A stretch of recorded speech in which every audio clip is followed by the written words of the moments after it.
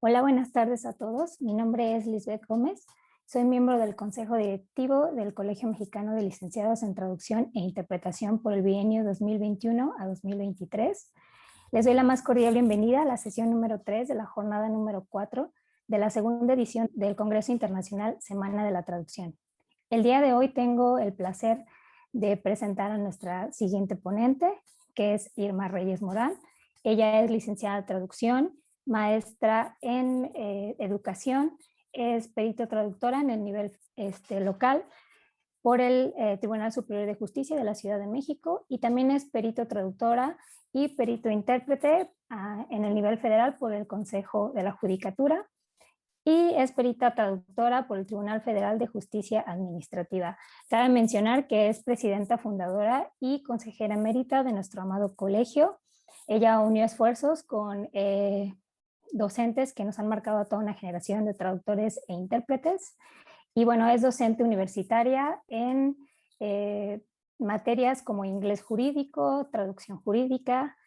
Y bueno, en un momento les cederé la palabra. Quisiera pedirles a todos que por favor permanezcan con sus micrófonos silenciados para que la calidad del audio sea la mejor posible.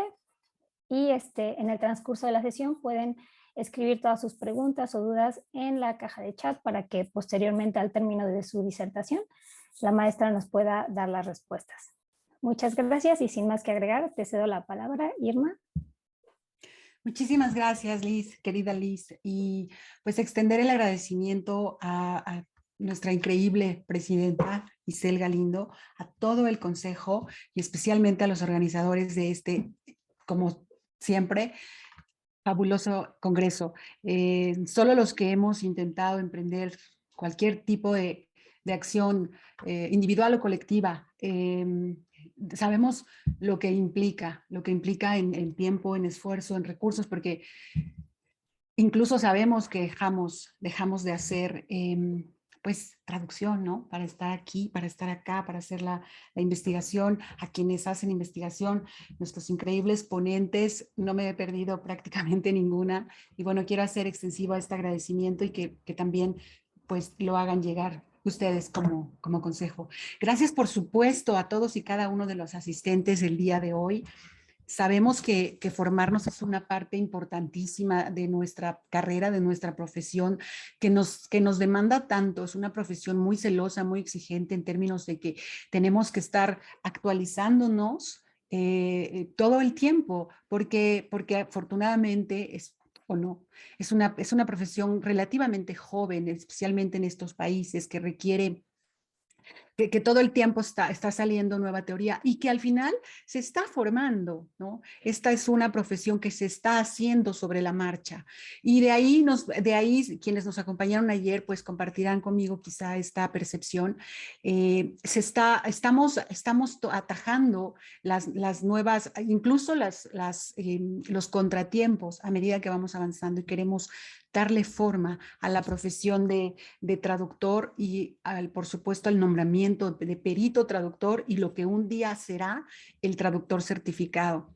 Gracias nuevamente por estar acá. A veces no tenemos tiempo de prepararnos, a veces no tenemos el recurso, a veces ni siquiera hay las opciones, ¿no? Justamente en este tenor es que desde hace 3 años ya estamos impartiendo estoy colaborando con ICETI para impartir un curso llamado Funciones y Atribuciones del Perito Traductor, y cada vez que lo impartimos, cada vez que llegan a las aulas virtuales de ICETI los colegas peritos traductores o aspirantes a perito traductor, es unísono el sentimiento de un poco de desconsuelo y de desolación, de no hay a quién preguntarle, ¿no?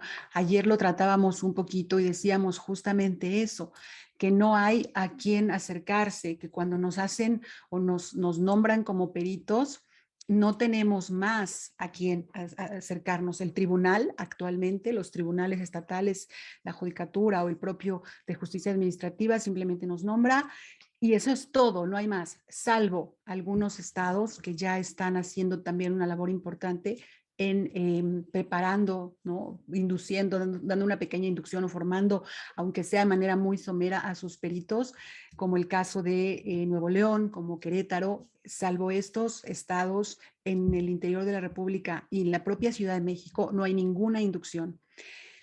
No vamos a tocar, por supuesto, a profundidad lo que implica ser un perito. Sin embargo, quiero dar un muy breve recorrido para los que nunca hayan podido tomar este tipo de cursos o este tipo de formación. Y de ahí vamos a ir entrando en materia para lo que yo llamo la voz del traductor. Entonces, empezamos. Los invito a participar en la medida que se vaya dando la ponencia, o bien enviar sus preguntas a través del chat, que vamos a tratar de contestarlas todas al final de, de esta hora, ¿no? Más o menos es lo que tenemos pensado.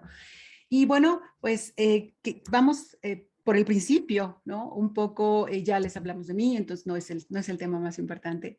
Un poco por el principio, ¿no? Esto es lo que vamos a ver: clasificación de la traducción. El traductor tiene que ser invisible. Parece que lo vieron también con nuestra queridísima Pilar ya, un poco de esta vieja usanza o vieja creencia de que el traductor tenía que ser invisible. Y es particularmente acerca de esta vieja creencia de que el traductor tenía que ser invisible que he preparado esta ponencia llamada La voz del traductor. Vamos a ver qué tanta injerencia podemos tener en una traducción certificada o pericial, que es la llamada voz del traductor. Algunos casos prácticos, reflexiones y preguntas y respuestas.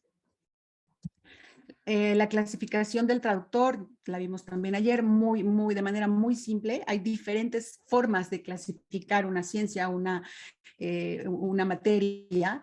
En este caso, si la clasificamos por el ámbito profesional o de ejercicio, podemos tener la técnico-científica, literaria, audiovisual, jurídica, médica, socioeconómica, de medios o publicitaria. Y aquí está la jurídica, que es la que nos atañe hoy, porque vamos a ver la traducción certificada y pericial, y para ello, bueno, tenemos que ser traductores jurídicos.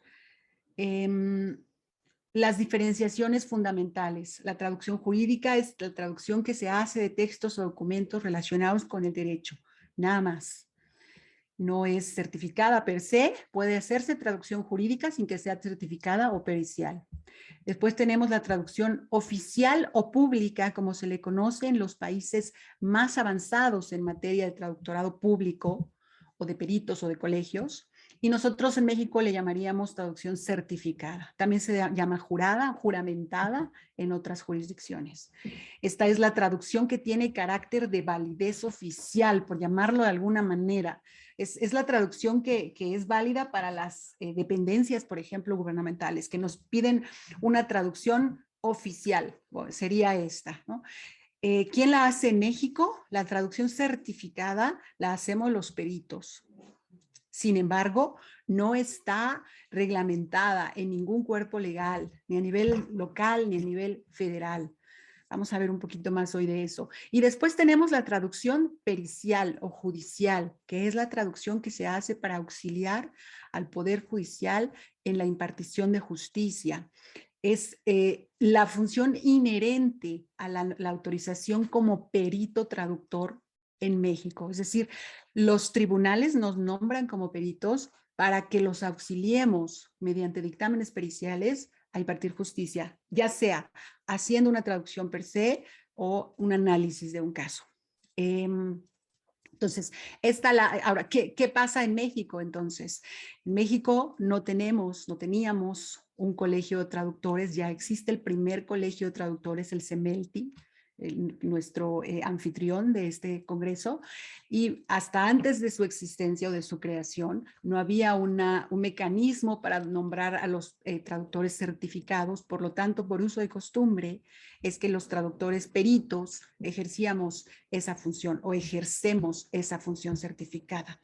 Es un objetivo interesante y muy ambicioso. Si nos acompañaron ayer, comprenderán de qué hablo. Es un objetivo muy ambicioso y titánico, llegar al punto en el que el colegio separe la traducción certificada de la pericial, pero es absolutamente en el mejor interés de los usuarios y de los colegas que esto suceda.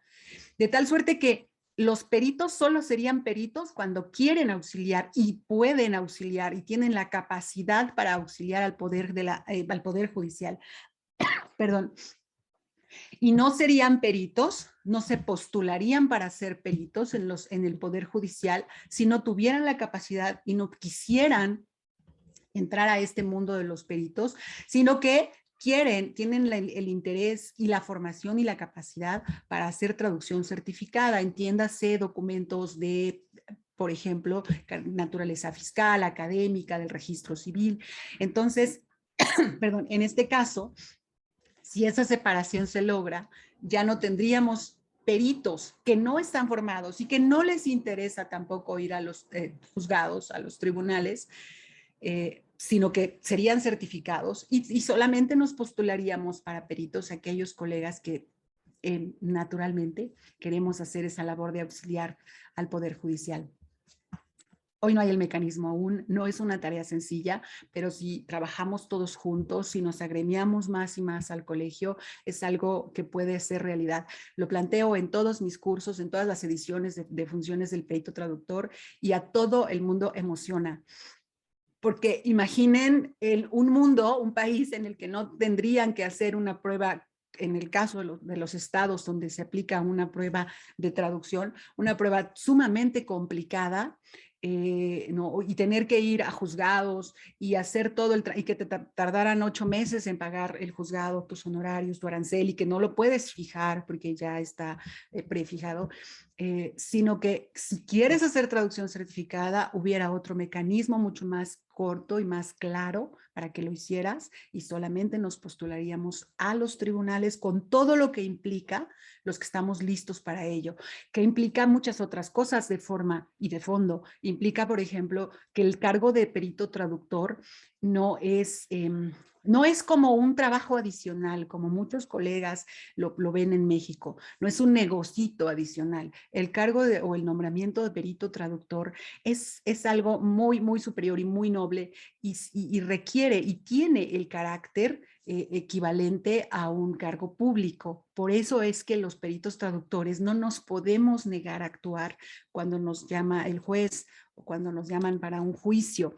No, simplemente no podemos. No, tiene carácter de obligatoriedad. Entonces, todas esas y más, muchas más implicaciones que tiene este cargo es que sería en el mejor interés principalmente de los usuarios y también de los traductores, que en algún punto pudiéramos separar las dos funciones. Y entrando un poco más ya en materia, hemos visto a lo largo de esta semana sumamente enriquecedora algunas de las concepciones que se tienen con respecto a los traductores en general, ¿no? Entonces nos dicen que el traductor debe ser como invisible como un cristal. Seguro están familiarizados con esta propuesta, ¿no? Que debemos traducir de tal manera que prácticamente no se note que tradujimos, ¿no? Como un cristal transparente. El texto viene por aquí, sale por acá y sale mágica y maravillosamente en otra lengua, pero no se nota nuestra mano, ¿no? Y infortunadamente muchos fuimos formados de esta manera, ¿no? Los que ya tenemos un poco de más años ejerciendo, pues fuimos formados de esta manera, que teníamos que ser como un ninja, también se ha propuesto, ¿no? Que no sé, que entras rápido, haces tu trabajo y te sales, y ahí está algo mágico y maravilloso, pero no se ve tu mano, ¿no? Infiel como una mujer, y como decía Douglas Robinson, tenemos que ser un impersonator o un imitador. Y esta parte a mí me gusta muchísimo, porque en el buen sentido de la palabra nos invita a que hagamos las veces, a que nos posesionemos el personaje que estamos interpretando. Aclaro, si vamos a hacer traducción médica, que hagamos las veces de escritor médico y que nuestro texto, nuestro meta, suene a medicina, ¿no?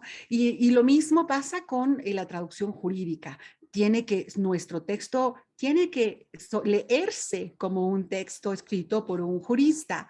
De ahí que los traductores jurídicos y los peritos traductores, los traductores certificados, tengamos que tener una formación cuando menos básica en el derecho, para que podamos, nuestros textos suenen a un texto jurídico y se nos crea que somos traductores jurídicos. Si nos da tiempito, les platico un poco muy a detalle de justamente un nombramiento en un juicio en el que acabo de actuar como perito federal.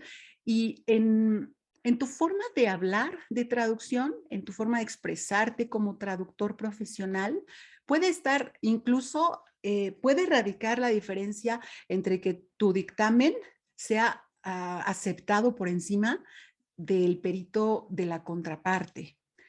Vamos, por eso es que en todas las sesiones, en todos los cursos, en todas las clases que asistimos, tenemos que asimilar más allá de procedimientos para traducir, para documentarte, tenemos que asimilar el tecnolecto, la metalengua, primero como traductores profesionales y luego como traductores jurídicos.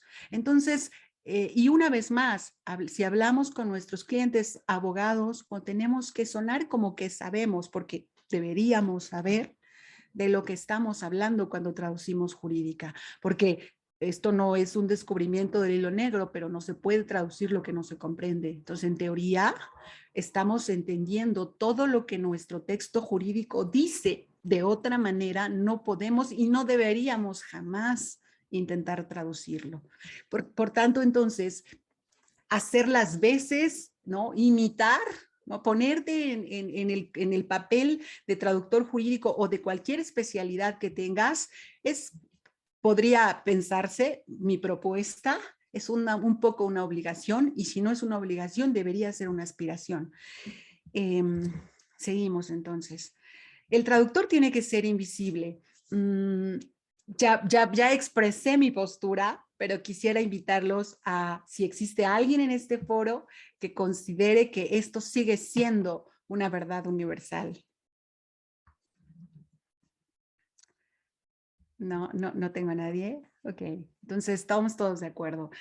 Y vamos a ver por qué esto ya está un poco en desuso, ¿no? ¿Qué factores, además de los evidentes factores que entran en función, en juego cuando hacemos una traducción, que es el aspecto lingüístico, el aspecto terminológico, técnico, en fin, qué factores entran en juego a nivel personal, ¿no? Cuando hacemos una traducción? La funcionalidad del texto es un factor crucial, más allá de lo lingüístico, y es primordial para el usuario que su texto sea funcional. ¿Qué quiere decir que su texto sea funcional?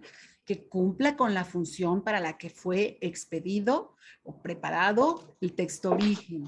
Por lo tanto, si su texto origen es un acta de nacimiento, es cualquier ejemplo que tomo, nuestra traducción debería servir para los efectos que necesita tener un acta de nacimiento.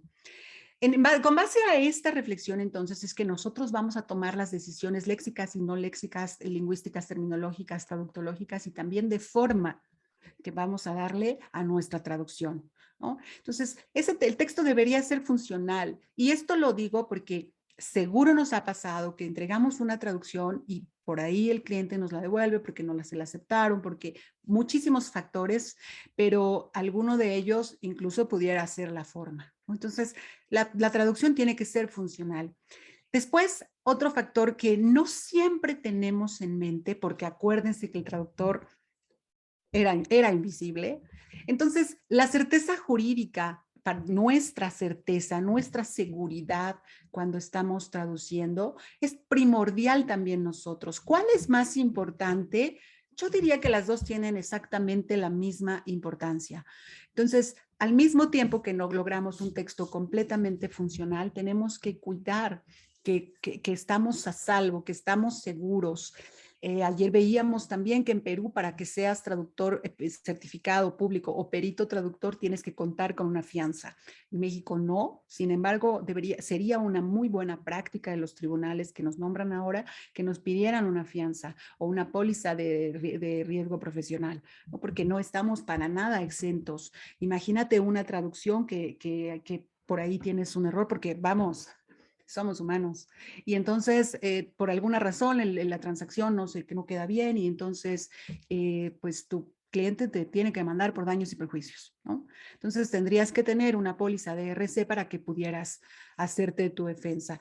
Y ese quizás suena a un caso esporádico o muy, muy lejano, pero ¿a quién no le ha pasado que entrega una traducción con un error y la tienes que corregir? Y entonces, personalmente, les comparto que me sucedió con un documento que entregamos para Alemania en físico hace ya varios años, entonces tuvimos que rehacerlo y reenviarlo. Afortunadamente mi cliente era muy comprensivo, sabe perfectamente que los humanos pues nos equivocamos y no pasó a más. Pero, ¿qué pasaría con otro cliente que no fuera tan comprensivo, ¿no? Entonces, evitar ponernos en riesgo profesional y hasta personalmente debe ser también una cuestión primordial en nuestro ejercicio. Hay muchas formas de cómo estar seguros, ¿no? Una de ellas es la FEA, la firma electrónica avanzada. Ayer platicamos de esta, por ahí si alguien no estuvo, entendí que el Consejo va a cargar las ponencias en su canal de YouTube para que la puedan revisar. Una de ellas es la FEA, porque una firma electrónica prácticamente es inalterable, ¿no? Entonces, esa es una, y las demás, algunas las vamos a ver aquí, no podemos verlo todo, pero vamos a tratar de dejar algo útil. ¿Puedo tener injerencia en una traducción certificada? Aquí sí tienen que tener una opinión. Traducción certificada o pericial. ¿Quién me cuenta por chat si podemos tener una injerencia en la traducción certificada o pericial? ¿O qué entienden por eso? Podemos vernos, podemos aparecer, o sea, no con una foto, ¿no? Pero podemos estar ahí en la traducción de alguna manera. ¿Qué creen? ¿Que sí o que no? Ah, ya, es que no me manda los pops de la... Marcelo Estrada, dicen que... ay, perdón, no los había leído. Bueno, después los leo. Pero dicen que toda fiel es fea. Bueno, este es otro tema.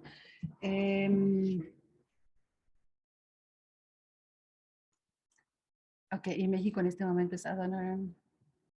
No, Carlos, la traducción no es pro bono o altruista, no. Hay un arancel que fijan los tribunales para los peritos. Bueno, sí podemos tener una injerencia en la forma del documento, ¿no? No en el fondo, naturalmente. No vamos a refrasear de más o a parafrasear de más cuando no sea necesario. No vamos a introducir texto, pero sí podemos estar presentes en nuestras traducciones certificadas o periciales. Y esto es a través de la voz del traductor. La voz del traductor se presenta a través de algunos que no son exhaustivos, algunos elementos que están presentes en las traducciones certificadas o periciales, pero que quizá no habíamos podido como tenerlos, como darles nombre, ¿no? Como hacer incluso conciencia de que estamos presentes en el texto. Por lo tanto, pero así es, ¿no? Entonces, por lo tanto, sí podemos estar presentes en el texto de una forma muy concisa, de una forma muy respetuosa. Y bueno, algunos de estos elementos que nos permiten, algunos de estos factores que nos permiten estar presentes en los textos, en los documentos, es el ya conocido SIC, las anotaciones, las notas de traductor y la leyenda certificadora. Vamos a ver cada uno de estos. ¿Quién me dice rápidamente qué es el SIC en el chat? Tal cual. Sí, Héctor, gracias. SIC quiere decir así, tal como lo veo, tal como aparece. Entonces, un poco deslindarte. Si tienes un documento cuyo nombre, vamos, si el documento es un acta del registro civil y tiene el nombre mal, pues ni siquiera tienes que hacer ningún comentario, simplemente tú te puedes llamar como quieras, te puedes llamar Pie, Mano, te puedes llamar Hernández con S, tú te puedes llamar como quieras, no es un error que haya que marcar. Sin embargo, si tienes, por ejemplo, un juego de documentos y el nombre aparece de formas diferentes, ¿no? La ortografía aparece diferente a lo largo de los documentos, ese sería un error que tendrías que marcar o no, ustedes me van a decir. Entonces, un país, ¿no? Con la ortografía mal escrito. Un caso muy emblemático, por ejemplo, es, yo traduzco muchos documentos de tipo funerario para repatriar restos humanos y en un punto algo pasa en esta comunicación bilateral que los documentos de Colombia siempre me llegan como Columbia. Mi interpretación es que es una cuestión del Word o del documento con el que se prepara, que les cambia por ahí la grafía, no lo sé. Entonces, evidentemente, si está diciendo que es Cali, Columbia, pues ahí hay un error, ¿no? Entonces, esos errores no debes corregirlos, no lo puedes hacer en la traducción certificada. Sin embargo, tampoco tienes que asumirlos, no tienes que arriesgarte a que se interprete como que es un error tuyo. Y este SIC no es una cuestión específica de la traducción certificada y pericial, sino que es un SIC que se utiliza de manera general en toda la lengua escrita y que es para marcar generalmente errores, pero vamos, como nos decía Andrés, Héctor, es que así lo encontré. Entonces, cuando tú utilizas este término pegadito a un error, lo que estás diciendo es, así lo encontré. No es un error mío, solo lo estoy pasando. También lo encontramos en las noticias cuando se cita, por ejemplo, a alguien textualmente y esta cita viene con un error, pues se introduce el SIC para que se sepa que no es un error del redactor, sino es un error de origen.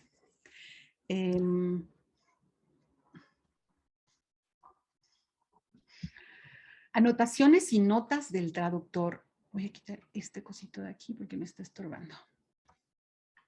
Las anotaciones y las notas del traductor son para reflejar tanto el fondo, explicaciones o explicitaciones, como los conocemos en algunos lugares, como la forma para reflejar sellos, escudos, logotipos, en fin, otros elementos extratextuales dentro de un documento, y estoy segura que todos los utilizamos, ¿no? ¿Qué buscamos? Ofrecer la visión más fiel posible del documento traducido. Muchas ocasiones, el documento acompaña a el original.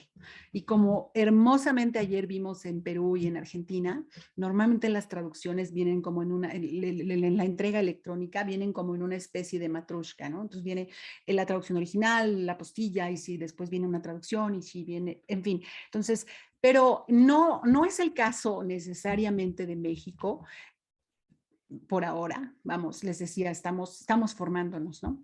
Pero entonces, para los casos en que no acompaña la traducción al original, nosotros tenemos que ser lo más explicativos posible de cómo está presentado el documento original. Eso aunado a que no deberíamos, no es la buena práctica, copiar, ¿no? Replicar, reproducir elementos, especialmente los de seguridad, en los documentos traducidos. Esto es, no tomo el logo, ¿no? de una escuela o de cualquier otra ente y lo reproduzco en mi traducción. Eso podría incluso ser un plagio, ¿no? Tampoco tomo el escudo nacional y lo pongo en mi documento, no le hago el copy-paste y lo pongo en mi documento, porque esto es un uso indebido de los símbolos patrios.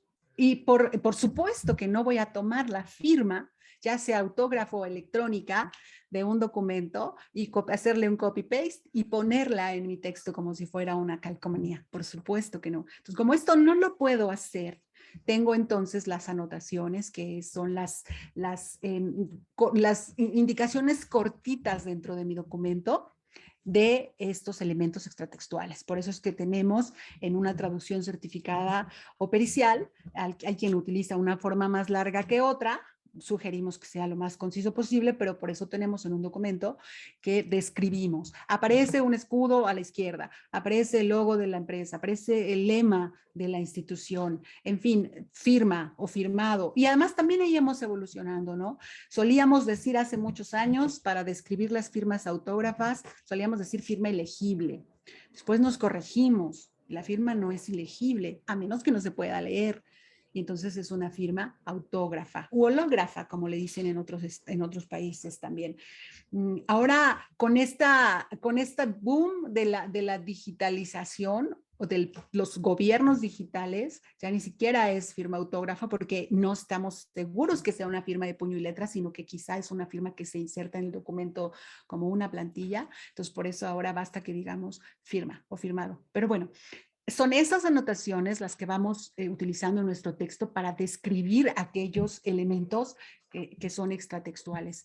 Y pues bueno, algunas recomendaciones, las notas y anotaciones, hay toda una, hay diferentes posturas alrededor de las notas del traductor, ¿no? Las notas del traductor son aquellos textos un poco más amplios que tienen la intención de explicar, lo vamos a ver ahora, pero bueno, pues en usarlas correctamente, ambas notas y anotación del traductor, podemos incluso detectar, mostrar nuestra destreza y detectar si se trata de un traductor, un perito novel o un perito mucho más experimentado. Sin embargo, se recomienda que se añada lo menos posible a las traducciones, como SIG, como nota, como anotación. ¿No? No debería notarse de manera excesiva nuestra presencia. Si bien es nuestra prerrogativa, no debería notarse de manera excesiva. Las notas y las anotaciones conviene que sean lo más concisas posible. Es decir, solemos, aquí está una anotación, estamos haciendo una traducción y entonces por aquí vamos a insertar, describir una firma y por aquí decimos, ¿no? Aparece una firma autógrafa, ¿no? Sin embargo, da lo mismo decir firma autógrafa o incluso firma o firmado. Entonces, cada quien tiene su estilo y lo vamos desarrollando. Sin embargo, conviene que sean lo más concisas posibles. ¿Tienen que ser necesarias? Sí, esto es una obviedad. Sin embargo, en términos de seguridad, no, nada es una obviedad, por eso es que toco todos los aspectos. Las anotaciones, por supuesto, no pueden contener errores, son al final parte del texto. Deben estar escritas en el idioma de destino o meta. Y bueno, las notas en particular, las notas, si quieren contarme para qué usamos las notas en el chat, sirve que me pongo al corriente. Ok. Bueno, veo por ahí muchas preguntas, pero tomo algunas que son relevantes para lo que estamos viendo. Mientras alguien me escribe, ¿para qué usamos las notas de traductor? Cualquier cosa que se les venga a la mente es un ejercicio más de aprendizaje colectivo que otra cosa. Entonces, por aquí dice Vanessa, ¿qué pasa cuando el cliente quiere que se le ponga y quiere que se le justifique por qué? Bueno, no sé por qué, no sé de dónde viene, pero algo importantísimo que quiero transmitir hoy, independientemente de que sigamos desarrollando este recurso, es en traducción certificada y pericial, llévense este conocimiento milenario, no es milenario, pero bueno, llévense este conocimiento para siempre. Aquí, el que paga no manda. En traducción científica, literaria, la editorial te hace lo que quiere contigo y entonces también tu cliente y entonces todo el mundo te dice, ¿no? Si por supuesto si trabajas para un departamento, agencia de traducción, pues te cuestionan el de y el él y el... En traducción certificada y pericial, el que paga no manda. El perito, el traductor certificado, es absolutamente independiente por definición. Independiente, lo que significa, dice el Consejo de la Judicatura Federal, el traductor será imparcial, profesional, independiente. Y lo que significa independiente, que no es lo mismo que imparcial, es que nadie tiene injerencia sobre él. No solo es nuestra prerrogativa, es nuestra obligación ser independientes. Y es una mala práctica no serlo. Entonces, es de hecho hasta más que una mala práctica, ¿no? Pero bueno, no es lo que toca hoy. Entonces, aquí no paga, aquí no manda el cliente, aquí manda el perito. Entonces, tú tienes que tener por eso. Nosotros damos, como profesores, siempre tratamos de dar todas las herramientas para que seas absolutamente autónomo y puedas defender tus traducciones. En una introducción a taller de dictámenes periciales, siempre les cuento que hacer un dictamen pericial, ¿no? Entregar, imagínate que el juez te dice, como a mí me dijeron, justifica por qué dices que vienes muebles, es personal property. Entonces, ese es un dictamen pericial. ¿Por qué digo que bienes inmuebles se traduce como personal property? O al revés, sí, era al revés, personal property como bienes inmuebles. Bueno, entonces, me dice el juez, justifica por qué traduces bienes muebles de personal property. Entonces tú tienes que hacer todo un estudio para presentarle al juez todo el caso, porque digo que esta es la traducción funcional, que no, quizá no la única, o ahí habrá que hacer todo un análisis, ¿no? Entonces, cuando presentas ese dictamen, es un análisis grandote, ¿no? Sin embargo, cada vez que tomas una decisión traductológica y terminológica, estás haciendo pequeños dictámenes. Cuando tú traduces, vas haciendo todos esos procesos, decides qué procedimiento técnico de traducción utilizar, qué término utilizar, decides entre las propuestas que quizá ya tienes en tu memoria orgánica, aparte de la de trados, ¿no? Entonces, tomas tus decisiones y lo vas haciendo en microsegundos, pero estás haciendo pequeñitos dictámenes periciales, pequeñitas decisiones que vas tomando. Pues es lo mismo cuando le presentas un dictamen pericial al juez, es exactamente lo mismo, solo en grandote. Por lo tanto, y aterrizando la idea, cuando tu cliente te cuestiona, o sea, tú tendrías que tener la capacidad técnica y por supuesto, ¿no? la habilidad, soft skills, perdónenme, se me fue la idea en español, para poder transmitir a tu cliente y dejarlo tranquilo y seguro de que la traducción que le estás entregando es una traducción 100% válida y funcional. Sabiendo tú que el cliente no manda. O sea, tienes que explicarle por qué tomaste las decisiones que tomaste, pero él no te manda. Entonces, por ahí me preguntaban, ¿pero qué pasa si el cliente insiste en que le ponga? Bueno, tú deberías, en primera instancia, tratar de explicarle por qué no le puedo poner cualquier cosa. Te llamo para atrás cuando tienes que traducir I called you back o lo que sea. Tienes que convencerlo con argumentos sólidos, ¿por qué no? Pero si insiste en que tú introduzcas una traducción, un contenido con el que no te sientes bien, yo dejaría el cliente. Eso lo dejo a ustedes, pero yo dejaría el cliente. Porque si bien no conocemos muchos casos de peritos que se vean en algún pues, problema legal por su ejercicio, no estamos en absoluto exentos. Entonces, las notas, voy a ver si alguien ya me comentó para qué sirven las notas. Sí, ya vi. Entonces, no sé desde cuándo estaba muteada, pero bueno, no tengo ningún comentario sobre las notas. Las notas en la traducción certificado pericial se usarían de exactamente la misma manera en la que las usaríamos en cualquier otra rama, ¿no? ¿Cómo las usamos en cualquier otra rama? Bueno, por aquí me preguntaban cómo se presentan las anotaciones. Me regreso un segundito. Estas son las anotaciones. Se presentan con corchetes y quiero aquí aclarar, no existe una convención internacional, ni siquiera nacional. No hay un manual de traducción certificada como lo vimos ayer, como sí hay en Perú, como sí hay en Argentina. No hay una ley del traductorado público. Esto debería estar en un manual y en una ley. No está.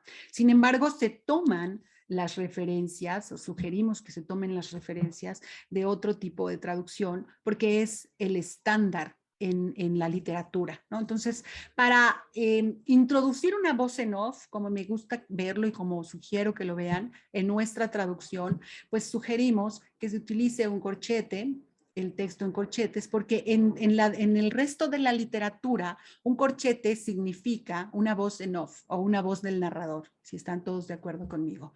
De ahí podemos optar por la cursiva, si es algo porque lo que queremos hacer con esto es que se vea claramente que no es un texto que forme parte del documento o de la traducción. Bueno, entonces para resolver esa duda de cómo se presentan las anotaciones. Las notas son totalmente otra cosa. Es como cualquier nota al pie de página y como cualquier nota en traducción que me atrevo a sugerir que el área que más notas de traducción podría tener es la literaria, por su propia naturaleza endémica. Entonces, bueno, la forma de introducir una nota del traductor es aquella que se introduce de manera general al pie de página. La denotamos ya sea con un asterisco, con la convención más menos generalizada alrededor del mundo es NT, ¿no? Se entiende como nota del traductor, o NDT, o por supuesto en inglés TN o de mayúsculas, o N del o de la T, ¿no? Incluso hay quien podría optar por las propias notas de Word. No es algo que yo prefiera, pero como les digo, no existe una convención, ni siquiera internacional, no hay una norma de traducción certificada en México, no hay un manual y no hay una ley del traductorado público. Entonces, este material lo he desarrollado a lo largo de 3 años para poder presentarlo en los cursos de funciones y atribuciones del perito traductor, y hemos recogido un poco la práctica, ¿no? Después de tantos años con varias colegas, y llegamos a recoger esto para que pues podamos ir creando esa sinergia y esa estandarización en lo que con suerte algún día en el consejo, en el colegio, se pueda publicar un manual, ¿no? Las notas del traductor, entonces, esto ya lo saben porque es igualito que para la demás literatura o para todos los demás textos. Las notas del traductor se utilizan para explicar un término o una expresión, ¿no? Si tuviéramos que explicar, por ejemplo, algún término gastronómico, algún término, hay, por ejemplo, quien utiliza una nota del traductor para explicar ministro, ¿no? O secretario, al revés, porque hay un debate entre que ministry no significa lo mismo que secretario, los secretarios de estados. Entonces, bueno, hay quien utiliza para eso. Los términos gastronómicos son como les decía, como el uso, ¿no? Mucho más explicativo de estas notas, pero también se puede utilizar para explicar algún término endémico, un simbolismo, en fin, para quien vio Bastardos sin Gloria, por ejemplo, el famosísimo símbolo de 3 versus 3, ¿no? Quizá, si eres traductor y estás traduciendo algo parecido, que es un simbolismo, cabría muchísimo que pudieras utilizar una nota para explicar por qué mataron a un militar, ¿no? A un soldado porque dijo 3 y no 3, ¿no? Entonces ahí podría caber una nota. Para explicar terminología específica, la ya muy conocida diferencia entre notario público en el derecho romano y notary public en el derecho consuetudinario. Para explicar un nombre propio como Antovolta, Burkina Faso, Distrito Federal, quienes hacemos derecho societario o traducción de documentos societarios, recurrentemente encontramos la ley del Distrito Federal o el Código Civil del Distrito Federal o etc.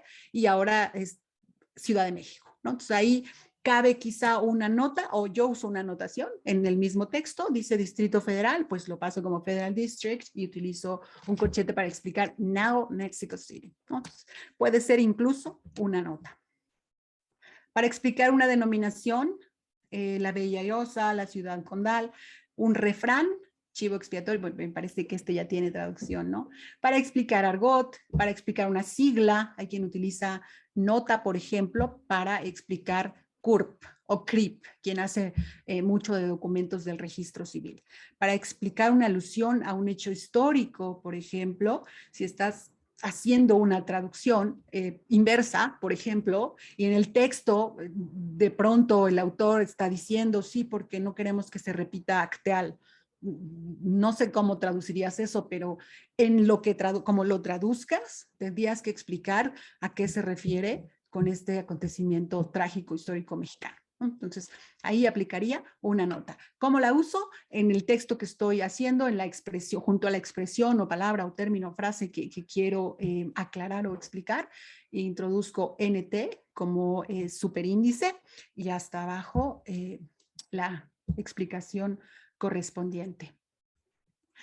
Quisiera ver si podemos tomar algunas preguntas. Les traje algunos ejemplos para que fuera mucho más provechoso. Y además, si gustas, te puedo leer los comentarios y algunas preguntas. Claro.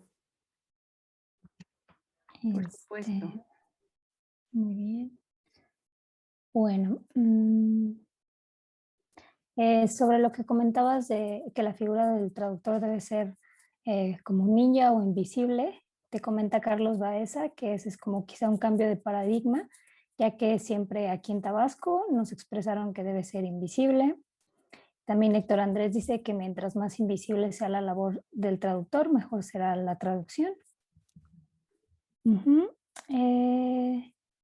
Bueno, otro comentario de Marcela Estrada. Hay veces en que los clientes me han pedido corregir los nombres y les explico que no se puede, ya que la traducción debe ser fiel al original. Ro López nos pregunta, si nuestro documento contiene texto en idioma desconocido, ¿también podría añadirse la nota? Sí, sí puede añadirse la nota, aunque yo usaría algo más concreto, más breve, como una anotación. Y este es uno de los ejemplos que les traje. Ok. María Elena García nos dice, ¿qué opinas de este manual del traductor? Nos envió el PDF. Ok. Si quieres, cuéntame de dónde es ese manual. Ah, ya lo vi. Ok. A ver si abre. No, no abre. Lo revisamos y regreso con Marilena, ¿sí? Bueno, ya alguien más te pregunta, ¿cómo ha sido tu experiencia como intérprete en los tribunales de justicia? Mi experiencia como intérprete específicamente, hasta este punto solamente me han llamado una vez. Es muy gratificante, Stephanie, porque esto es justamente para lo que yo me postulé. Yo siempre, todos los caminos te llevan a donde tienes que estar. A mí me gusta muchísimo el derecho desde siempre. Estoy actualmente estudiando derecho y bueno, me gusta mucho poder, esa labor social de la que hablábamos ayer, poder devolver un poco, ¿no? Pues no solo de la propia profesión que soy afortunada en poder ejercer, sino como muchas veces he podido compartir con los colegas, la razón inherente por la que los tribunales nos nombran es para poder auxiliarlos. De ahí que no podemos y no deberíamos excusarnos. Sin embargo, viene por añadidura la función de ser un traductor certificado por usos y costumbres, porque no está regulado en ninguna ley. Y de esto sí que podemos tener pues un ingreso un poco más digno del que normalmente tenemos los traductores. Por lo tanto, es un nombramiento que hoy, mientras tenemos las dos funciones, pues con el que podemos obtener algún ingreso adicional extra y por lo tanto, pues devolver un poco es algo que gusta mucho. Ayer también hablábamos del pro bono o del servicio social profesional. Es muy bueno dar gratis en las condiciones adecuadas, acudir a las instancias en las que puedes ser traductor o intérprete pro bono. Lo que no es bueno es dar casi gratis a los clientes, ¿no? Porque entonces atentas en contra de tu propio ingreso y de tu propio gremio. Pero contestando como muy concreto, la experiencia es muy buena, es sumamente difícil hacer interpretación consecutiva en juzgados, en salas de juicios orales. Es probablemente uno de los retos más importantes y abrumadores que he tenido que pasar en mi vida. Yo les sugiero a todos que como traductores, peritos traductores, se preparen en interpretación en la medida de lo posible, porque no estamos para nada exentos de que los juzgados nos llamen en calidad de traductores para ser intérpretes, por ya sea el desconocimiento de los jueces o porque incluso hay jueces que prefieren, como nos comentaba una colega, la llamaban como intérprete siendo traductora porque el juez le decía, es que los intérpretes le quitan mucho, ¿no? Omiten mucho, entonces yo quiero que me den palabra por palabra y eso además es imposible en interpretación, ¿no? Pero bueno, es abrumador y es muy gratificante hacer interpretación y pues bueno, esa es como la experiencia, ¿no?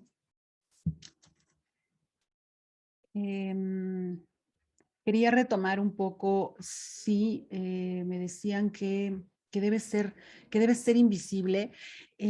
Colegas, en traducción no está realmente todo dicho, de hecho hay muy poco dicho. Entonces, yo los invitaría a que abramos nuestro panorama y que seamos totalmente receptivos y que por supuesto nos formemos todos los días, que nos leamos un artículo a la semana nuevo de traductología, terminología, semántica, pragmática y saber qué está pasando en el mundo, porque tristemente en México no se hace investigación, no se hace mucha investigación. Bueno, tenemos aquí una colega que me estaba contando que está haciendo investigación y es maravilloso porque no se hace mucha investigación. Entonces, pues ya queremos que colegas empiecen a investigar y a publicar, ¿no? Sin embargo, los que hemos tenido que hacer algún trabajo, ¿no?, académico, nos damos cuenta que yo que hice tesis, por ejemplo, de la licenciatura en traducción, me di cuenta que todos los recursos a los que podía tener acceso eran del extranjero, ¿no?, especialmente de España. Entonces, se están desarrollando muchísimas teorías, muchas corrientes en traducción, no está dicho todo, de hecho está, insisto, dicho muy poco. Entonces, decir tajantemente que el traductor tiene que ser invisible o lo menos invisible posible es un poco reducir nuestras opciones de ver qué hay más. Y lo que hay más es que la invisibilidad o la fidelidad quedó hace muchos años en la banca, ¿no? Hoy lo que impera por el bien del usuario, que insisto, siempre es a quien tenemos que tener en nuestro mejor interés, el mejor interés de nuestros usuarios, a que tenemos que tener en la punta de nuestra mente. Hoy se llama funcionalidad. Hoy lo que se usa es la funcionalidad, que el texto sea funcional, porque no me sirve de nada traducir un documento cuyo título diga Vital Statistics y traducirlo como estadísticas vitales, porque no me dice nada y no le dice nada a los del registro civil. Entonces, no, la fidelidad por sí sola no tiene ninguna cabida si no está de alguna manera justificada. Lo que sí, si todos lo analizamos, lo que sí deja mucho a los usuarios sobre todo es la funcionalidad, que tu traducción sirva. Y por ejemplo, una traducción de un acta de defunción en prosa o de un acta de nacimiento en prosa podría no servir, ¿no? Porque estás acostumbrado a encontrar la información. O imagínate un historial académico en prosa, o al revés, ¿no? Imagínate un contrato que no tenga forma de contrato. O imagínate una pericial, una traducción para los tribunales que no esté en la forma adecuada, que no esté a renglón cancelado. Pues no, ahí es cuando la forma se convierte en fondo, no tendría pues mayor uso, ¿no? O les contaba que cuando a mí me cuestiona el juez, pues, ¿cuál es por qué dices que bienes muebles viene de personal property? Entonces, la explicación y cómo te manejes y con la metalengua y con el uso de la lengua que hagas, más allá del término, se determina y se identifica qué tanto sabes de la materia. Y eso en pericial es fundamental. Más allá de lo técnico, son los conocimientos en general, ¿no?, la cultura en general que tengas y el conocimiento que tengas de tu área, ¿no? Entonces, yo los invito a abrirnos y a saber que en el mundo están sucediendo muchas cosas y que mi corazón está puesto en que empiecen también a suceder en México, en términos de investigación, de publicaciones académicas, ¿no?, artículos académicos, pero también en términos más concretos como lograr un manual. ¿Cómo vamos a tener un manual de traducción jurídica? Un congreso, un consejo de administración de 8 personas no puede definitivamente. Tenemos que ser muchos agremiados y tenemos que tener recursos económicos para pagar todo lo que implica, ¿no? Tener un manual. ¿A quién le conviene tener un manual? Absolutamente a todos los traductores que hacemos certificada, porque no tendríamos que andar adivinando. Una cosa bien interesante es que cada vez que llega un perito a mis aulas virtuales para el curso de funciones, les pregunto, ¿por qué están acá? ¿No? Si tienen mucha experiencia. Y les digo que casi una respuesta general es unísona, es porque quiero saber qué estaba haciendo mal y corregirlo, porque nadie te enseñó, nadie te dijo, ¿no? Entonces, voy a pasar estos, no sé por qué hace ratito en mi presentación no los pude ver, pero voy a pasar estos ejemplos que les traigo y si quieren que hagamos un poquito más,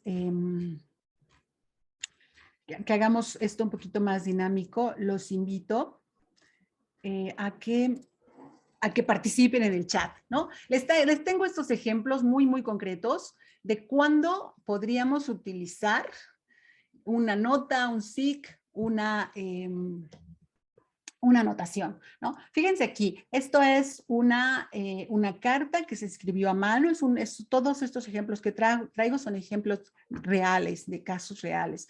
Entonces, esta es una carta que está escrita y vean aquí, Tegucigalpa, como está escrito, ¿no?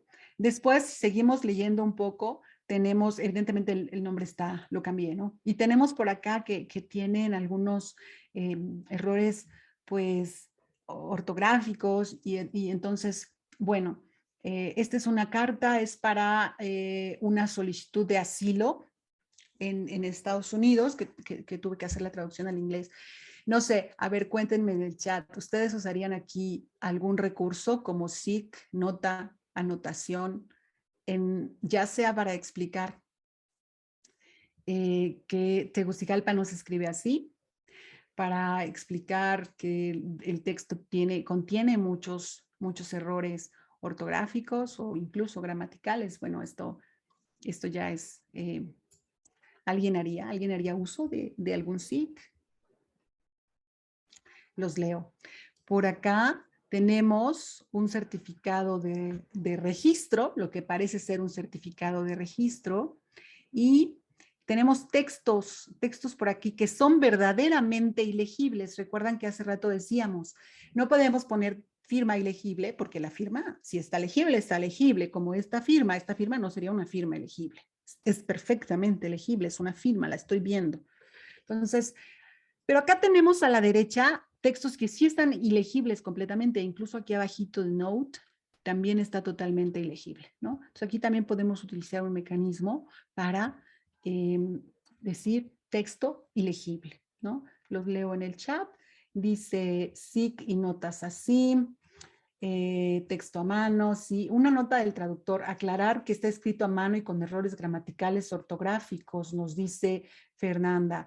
Irma Luna nos dice texto elegible, sí, texto elegible en el del documento de la derecha del Certificate of Registration, utilizaríamos entre corchetes texto ilegible, ¿no? Sí, nos comenta Fernanda, en el caso de la nota escrita a mano, pondría una nota del traductor aclarando que está escrito a mano y con errores gramaticales y ortográficos. Gracias, Fernanda.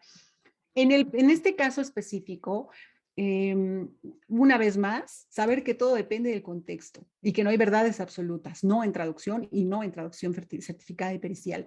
Entonces, evaluar y tomar una decisión individual de por qué sería conveniente. Primero, tenemos que saber varias cosas, ¿no? Ya hemos dicho muchas veces que traducir a ciegas quedó en el pasado. No puedes traducir a ciegas. Cuando un cliente te busca, tienes que saber qué quiere, para qué lo quiere, dónde lo va a presentar, cuándo lo va a presentar, etc., etc. Entonces, tendrías que saber para qué es este documento. Yo sabía que era un documento para pedir asilo. Por lo tanto, tuve que juzgar si tenía algún tipo de impacto, de efecto, que este documento contuviera errores ortográficos. Tienen que juzgar si corregir Tegucigalpa o marcar el error de Tegucigalpa tiene alguna implicación o no. Y si lo hacen, entonces sabemos que tenemos una anotación, que es un texto cortito en el propio texto, o una nota, que es algo que incluimos al final de la página, ¿no? Un SIC inmediato dentro de Tegucigalpa, sí. Sí, Héctor.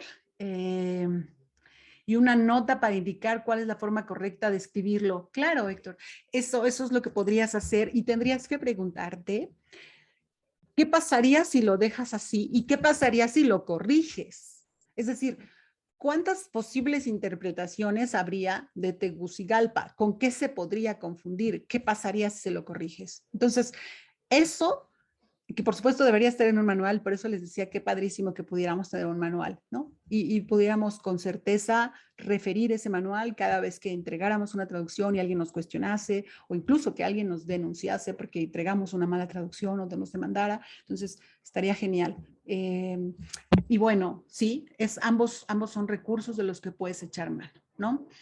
La firma, dice Danay, la firma que se puede leer el nombre de la persona es una firma elegible, pero cuando solo es un dibujo es ilegible. No, no, Danay. Esta firma, les contaba que antes, hace muchos años, utilizábamos los peritos traductores la expresión firma ilegible para describir esta firma que estamos viendo aquí donde está mi cursor. Sin embargo, se corrigió, los jueces nos corrigieron y nos decían que esto no es una firma elegible, es una firma autógrafa u hológrafa. Esto es cuando está de puño y letra. Sin embargo, ahora ya no sabemos si la firma sí está de puño y letra, si es una firma autógrafa, o bien fue una firma que se tiene ya, o sea, es decir, cuando tienes un certificado académico firmado, lo más probable, o el acta de nacimiento, no es que las firme el director del registro civil, es que ya viene la plantilla con la firma. Entonces, no es una firma ilegible, porque no importa si lees o no lees el nombre, estás viendo que es texto. Una firma, una cuestión ilegible es algo borroso, como acá abajo, que no se ve ni se lee, ni sabes realmente qué es. Esto sería simplemente una firma, ¿no? Rúbrica y firma son dos cosas diferentes, Alma.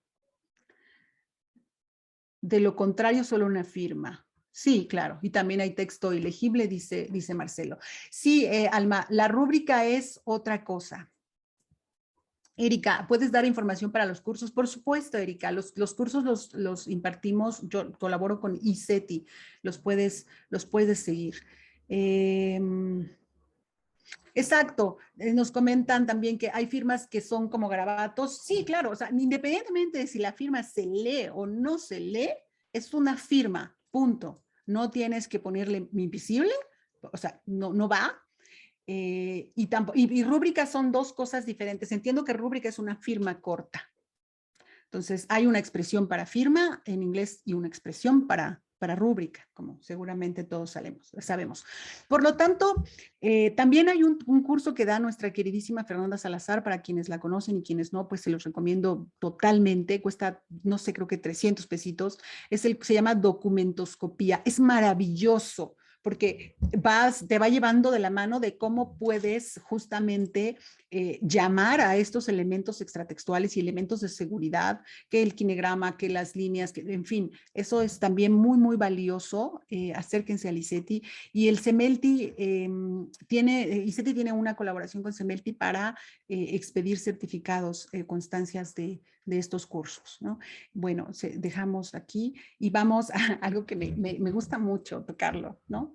Por ejemplo, 2020, año de Leona Vicario, benemérita madre de la patria.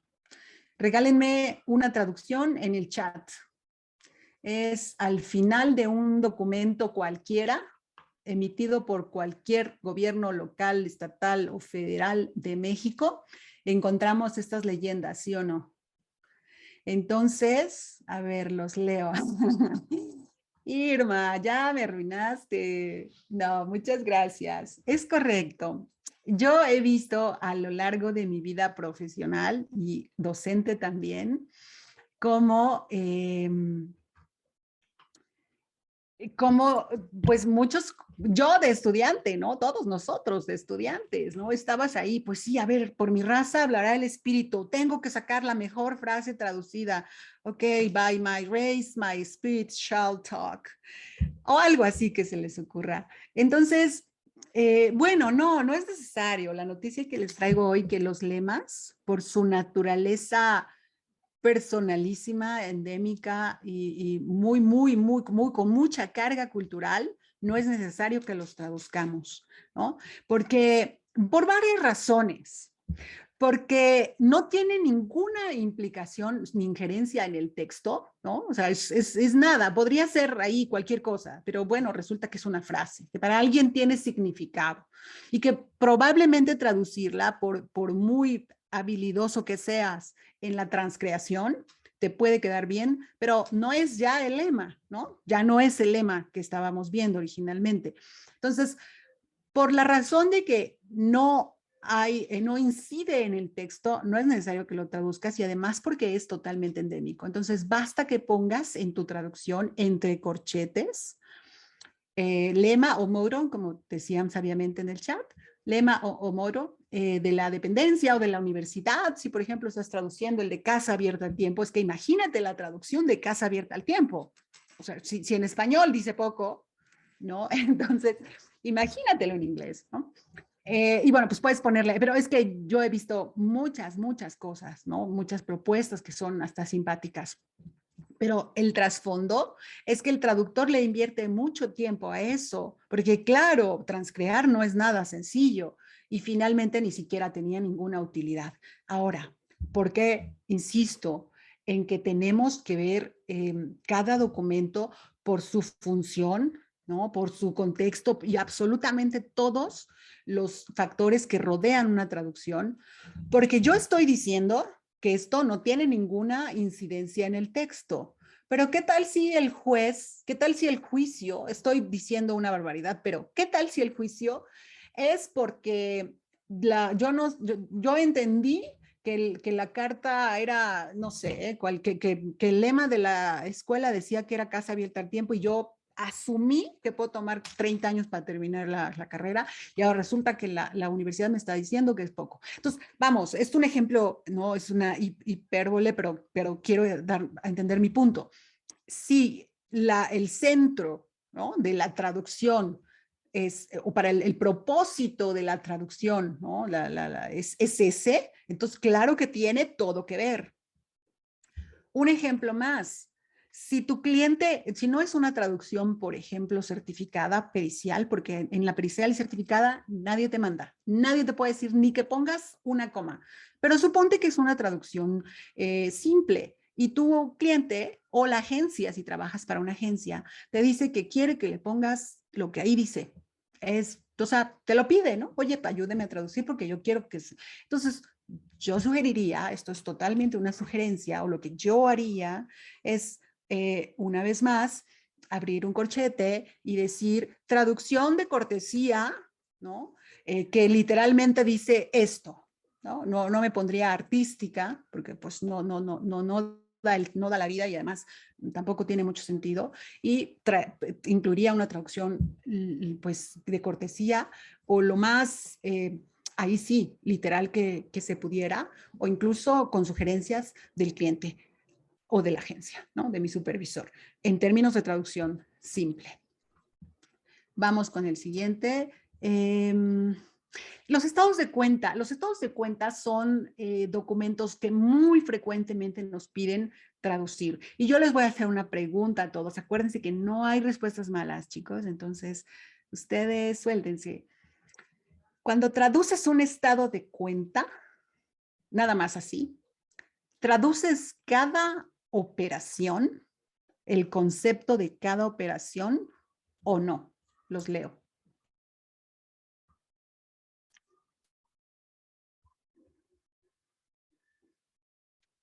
Los estoy leyendo. El sufragio efectivo, no reelección, sí, claro, los lemas universitarios, Stephanie, por eso no se traduce. Sí, por mi raza al espíritu. Bueno, la del Politécnico, pues todo está más fácil, ¿no? Andy, sí, pues sí, oye, casa abierta al tiempo, eso me sugiere que tengo toda la vida. ¿Qué más? ¿Qué más? Sí, si no entiende el concepto de las cifras, hasta donde se pueda traducir el concepto, porque quizás sobre eso. Claro, ven, no me parece relevante, pero sí lo traduzco. Danay me dice, no me parece relevante traducir las operaciones, pero sí lo traduzco. Alejandra Fernández dice, sí, sí las traduzco.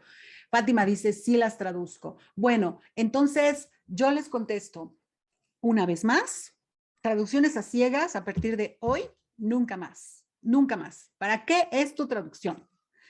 ¿A qué voy? Uno, si la traducción es solamente para comprobar recursos, esto es, si vas a ir a una beca al extranjero, si vas a pedir tu visa y muchas otras razones por las cuales podrías necesitar traducir tu estado de cuenta, entonces a nadie le interesa saber cuánto te cuesta el café o cuántos Uber tomaste en la semana y sobre todo a quien no le interesa es al cliente pagarte 18 páginas cuando necesita prácticamente la carátula. Entonces, ayer debatíamos un tema súper interesante de si los traductores certificados o peritos somos fedatarios. No lo somos, en absoluto. Sin embargo, en términos éticos y prácticos, pues me gusta mucho que plantear para que lo puedan ver así, ¿no? Tienes la responsabilidad y tienes la prerrogativa y tienes el derecho, ¿no? De que tu traducción es palabra final. Por supuesto que con sus particularidades, ¿no? O sea, hasta el propio dictamen pericial, el juez te puede decir, no me sirve, ya lo vieron o no lo han visto, los que han tomado los cursos con nosotros o no, o los que han revisado la ley, el juez a su propio criterio te puede rechazar un dictamen, ¿no? Pero bueno, entonces, tú tienes esa particularidad y esa característica de que tu palabra es la última. Entonces, si tú con certeza y con seguridad, ¿no? Y con autoridad y por supuesto con mucha fundamentación, extiendes un estado de cuenta en donde traduces lo absolutamente relevante, porque además me los imagino traduciendo este circulito de al lado, ¿no? De la grafiquita esta, ¿no? Y peor aún la publicidad, ¿no? Entonces, si tú le dices a tu cliente o a la autoridad, ¿no? Le pones una notita por ahí, yo lo que sugiero es cuando se trate, por ejemplo, para comprobar recursos, traduzco toda la carátula, por acá pongo detalle de movimientos, cuenta no sé qué, y donde empiezan las transacciones, inserto una anotación y pongo a continuación siguen 7 páginas de transacciones, cierro el corchete y terminé. Al cliente no le conviene que le cobres 8 páginas si necesita una. Y más importante, a ti no te conviene quedarte 4 días con un estado de cuenta por el que cobras, pues no tantísimo, cuando quizá estás dejando pasar una constitutiva, ¿no? De 40 páginas, y no solo por el término de ingreso, que vamos, vivimos de esto, no es que sea un pecado decir que vivimos de esto, ¿no? Pero además de ayudar a otro cliente, porque si tienes un cliente de siempre, que te busca y no estás disponible y vuelves a no estar disponible, pues eventualmente te dejará de llamar, ¿no? Por lo tanto, pues te sugiero eso. Ahora, cambia completamente el panorama si este estado de cuenta es para una disputa, una controversia, por ejemplo, ¿no? Una demanda, un juicio. Ahora sí, porque te estás, no sé, estás en un litigio porque te gastaste el dinero, porque usaste mal mi tarjeta, porque yo qué sé, hasta tú mismo con el banco te estás, ¿no? Peleando alguna, imagínate lo que quieras, para lo que sí sería relevante las transacciones, las operaciones. Entonces, por supuesto que sí tendrías que traducir, ¿no? Minuciosamente cada renglón. ¿Me explico? Entonces, ahí es que una vez más, invitarlos a no traducir nunca a ciegas. Puede tener implicaciones importantes traducir a ciegas en muchos aspectos, en el económico, pero en el de tu seguridad, pero en el del bolsillo de tu cliente incluso, en que ese cliente regrese, porque habrá un perito que sepa esto y la próxima vez que pida un estado de cuenta con otro perito y se dé cuenta que tú le cobraste 8 hojas cuando podías haberle cobrado una, pues es un cliente que jamás volverá, ¿no? Entonces, en todos los niveles tiene repercusiones no conocer estas prerrogativas que tienes, ¿no? Bueno, sí, ya vi sus comentarios. Perfecto. Se deben ver los documentos. Marcelo tiene por ahí sugerencias.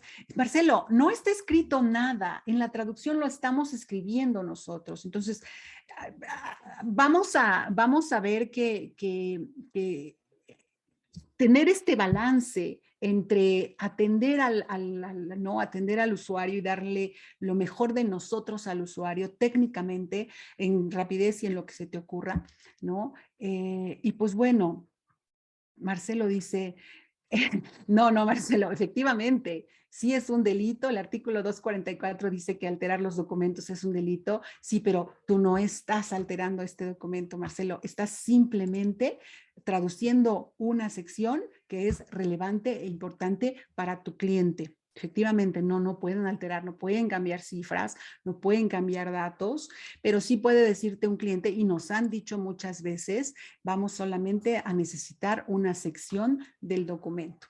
Pasamos a un siguiente ejemplo, ya estamos terminando. Por acá, esta es una denuncia de robo y por acá podemos ver que este documento dice, en el segundo parrafito, el de abajito, en la tercera línea dice, que previo al inicio de la presente se le entregó carta de derechos misma que leyó y firmó, aquí ponemos acentos, y respecto de los hechos refiere que el día de hoy, 28 de marzo de 2019, siendo las 9:30 horas, llegó al Starbucks. ¿Ya vieron cómo está escrito? Del Hotel Sheraton, bla, bla, bla, bla, bla.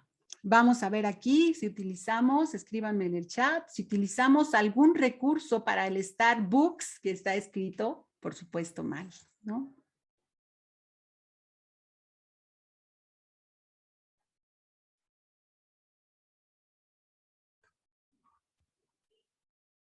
Los leo. Eli nos dice, ponemos un SIC. Sí, yo también haría eso, Eli. Y dependiendo del documento y para qué lo estoy traduciendo, quizá hasta meritaba una nota. Andrea nos dice, se pone una nota en la que se explica que se traduce solo la parte relevante a los efectos que expresó. Ah, claro, hablas de, me imagino, Andy, de los estados financieros. Sí, por supuesto, Andy, sí, para todos. Error ortográfico de la cadena de café, dice Maribel. Ajá, Andrés Miguel dice un SIC. Error ortográfico, claro. Bueno, entonces ese uno más y ya nos vamos. Bueno, ¿quién utiliza? ¿Qué utilizan para CURP? Aquí tenemos una traducción de CURP. Este es una constancia de la clave CURP, pero imagínense cualquier contexto que se les ocurra, un acta de nacimiento, un acta de, pues, ¿en dónde más viene? Una cédula profesional. ¿Qué hacen con CURP? ¿Hacen algo con CURP? No, suponiendo, por supuesto, que no cabe, ¿no? El desglose, ¿no? De la sigla. Suponiendo que no cabe, ¿qué hacen con CURP? Los leo.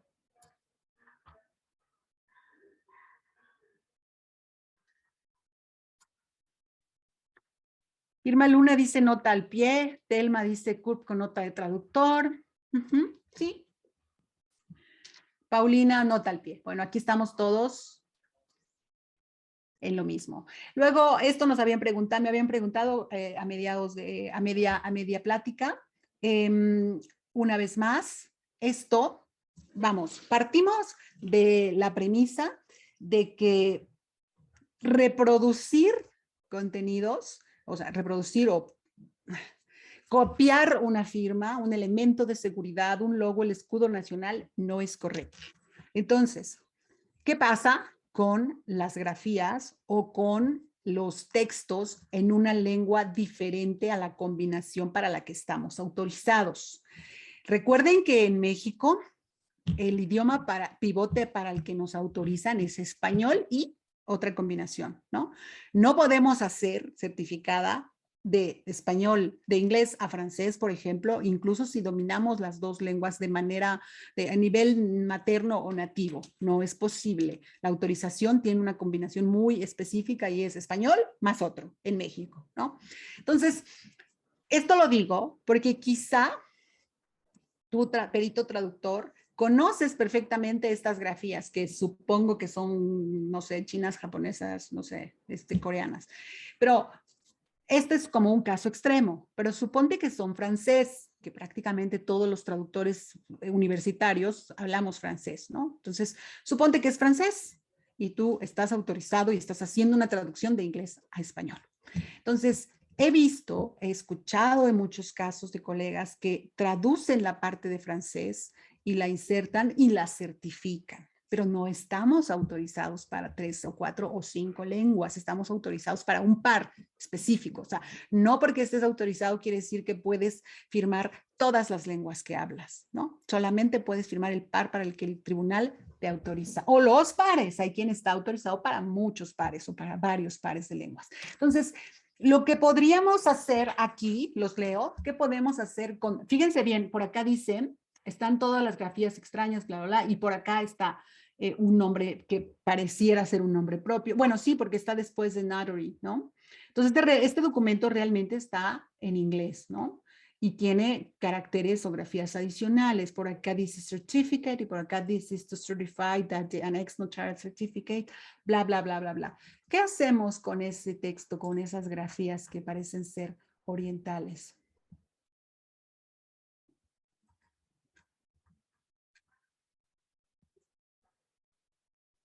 Los leo.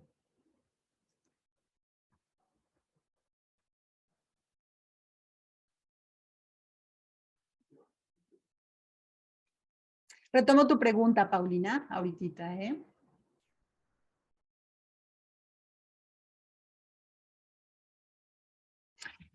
Analicia ya nos compartió, dice, idioma diverso al español. Sí, Ana, yo coincido contigo, vamos a leer a todos los demás, es lo mismo realmente, pero en japonés. Sí, sí, Beatriz nos dice, es lo mismo, claro, sí, es como las apostillas que vienen en 2 o hasta 3 lenguas, ¿no? Y realmente es lo mismo. Sin embargo, sí, todos coincidimos, abrimos un corchete y decimos texto en otro idioma que no se traduce. Yo no sobre explicaría, Alma, yo diría texto en otro, o sea, sí se traduce, ¿no? Pero yo diría texto en idioma diferente al par de lenguas para el que estoy autorizado. Cierro mi corchete, ¿no? Entonces, yo también he visto que hay colegas que insertan esto con copiar, como tomas un screenshot, una captura de pantalla, la insertas en tu traducción y luego la recortas, ¿no? Para que quede como el cachito ahí. Y no es ni necesario y es incorrecto. No estás autorizado para ese par. Entonces, no te importa lo que diga, realmente no es de tu incumbencia lo que diga, simplemente lo puedes ir, puede ser con una sola anotación que diga texto a lo largo del documento en una grafía o en una lengua que no es el par para el que estoy autorizada, o puedes ir insertando esas anotaciones a medida que avanza el documento y las vas identificando, ¿no? No hay ninguna penalización porque alteres el documento o porque no entregues el documento. Alterar el documento significa, para que quede muy claro, modificar cosas, datos, que tú modificaras, por ejemplo, la moneda, los nombres, la forma, la escritura, que modificaras cifras, fechas, eso es alterar. Alguien me preguntaba, ¿y si invierto la fecha? No, eso no es alterar el documento, eso es adaptar el documento a al genio de la lengua de llegada. Y por eso es que toda esta información teórica que los traductores universitarios tenemos y que los autodidactas los motivamos a que se hagan de esta información, por eso es que es fundamental, porque todo lo que no está escrito lo puedes sustentar con la literatura en traductología, ¿no? Lo puedes sustentar de esa manera. Tú deberías de saber que finalmente cuando haces una traducción, hay por aquí una controversia, ¿no? Dices, bueno, es que esta es mi traducción literal. No, literal no quiere decir palabra por palabra, es que no se puede traducir palabra por palabra. Literal quiere decir unidad con sentido, por unidad con sentido. O sea, a mí, y lo digo porque en algún punto, en alguna clase, alguien me dijo, esto es una transposición, porque decía el original blue car y yo lo pasé como carro azul, entonces invertí el adjetivo y el sustantivo. No, eso no es ningún procedimiento técnico ni nada, eso es simplemente una traducción totalmente directa, pero no puede ser de otra manera porque el genio de la lengua en la lengua meta impera. Por lo tanto, cuando inviertes la fecha, no estás alterando nada, simplemente estás haciendo una traducción de May 4th, 2022 y lo estás haciendo al español como 4 de mayo de 2022. No estás alterando. Esa era también una pregunta que me habían hecho. Ya la contesté. ¿Qué más? Entonces, bueno, hasta aquí vamos y ya no quiero, tenía más ejemplos, pero ya tomamos 1 hora y media. Entonces, no sé, cierro mi presentación. Si tenemos más preguntas, las contestamos rápido, lo que nos alcance a, a dar tiempo. Por nada, Betty. Gracias a todos ustedes. Y bueno, pues por aquí había más, pero ya será en otro tiempo. Podemos estar, la verdad es que muchísimas horas con esto en cada curso que doy de funciones y atribuciones en este tema en particular. O sea, este es solamente un tema de los 10 que damos o 12 que damos en ese curso.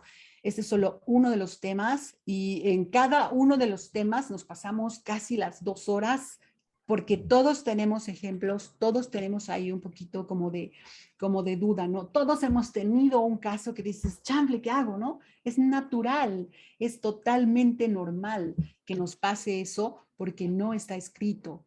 Pero, y haciendo mi última reflexión, lo que no está escrito, podemos utilizar nuestro sentido común con base en la literatura, en la traducción, en la traductología, y bueno, en la terminología, pero de eso yo no soy experta. Tenemos aquí una colega, Andrea de Yanira, que sí es experta en terminología.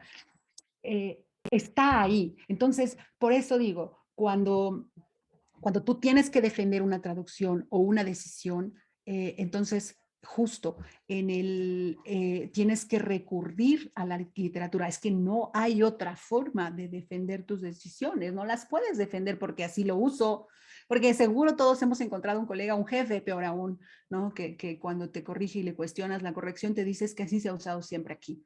Esto, pues, es por demás un argumento bastante pobre y bastante, pues, hostil, ¿no?